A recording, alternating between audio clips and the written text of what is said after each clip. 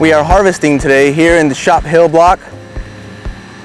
Behind me is actually this vine, this Petite Sirah vine, part of the Shop Hill block, which is a mixed block, 60% Zinfandel, 40% Petite Sirah. So this morning we picked the old vines around the winery, and one of those blocks is the Shop Hill block, which I've got right here in front of me. These vines were planted over 100 years old, and one of the unique things about vineyards that are that old is that they were planted as a field blend. So you have a number of different complementary varieties planted together, which we harvest together, and then we co-ferment. Petite Sirah, of the other non-Zinfandel varieties, is probably the most important variety here at Lytton Springs. Petite Sirah seems to do really, really well in the soils here, which have a lot of clay in them. And it helps really develop the color and the tannin, which is really what Petite Sirah contributes to the blend. Zinfandel produces quite a bit of sugar, lots of fruit, but when you bring in that color and that tannin from the Petite Sirah, you really get a much more complete wine. Now, just about a mile away, where we have the Geyserville vineyard, the secondary varieties there, in terms of the field blend, sort of flip-flop.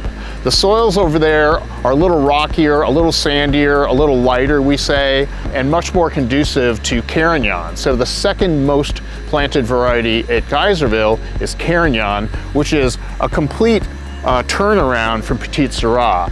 That is to say, it's lighter in color, fairly high acid, and really brings that bright fruit and accentuates that and creates one of the differences that we see between those two wines.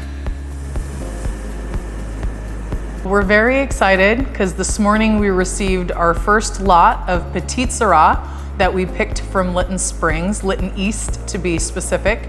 This is the only block in Lytton East that is planted only to Petite Sirah. We are going to ferment this on its own. The result will be dark and rich in color and flavor with present tannin and acidity. And we will use this to blend into various lots of different wines. Petite Sirah is very expressive and creates a lot of structure and firm tannins, which is why it plays very well with Zinfandel and also with Carignan and Alicante to create really a whole packaged wine with beautiful layers of flavor. We're dumping our Petite Sirah into the hopper right now. It's going to go through the crusher destemmer, where the stems are going to come out the back of the crusher and the fruit and berries are going to go into our fermentation tank.